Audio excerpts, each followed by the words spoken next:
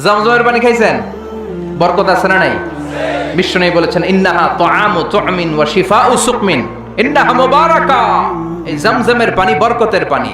ইন্নাহা তুআমু তুমিন ওয়া শিফাউ সুকমিন, এটা খেয়ে মাউ জমজম লিমা শুরিবালা, যে রোগের নিয়তে আপনি জমজম খাবেন ওই রোগ ভালো করে দিবে কে? এই পৃথিবীতে যত পানি পাওয়া গিয়েছে সব পানির মধ্যে সবচাইতে শ্রেষ্ঠতম বরকতময় পানি হচ্ছে জমজমের পানি।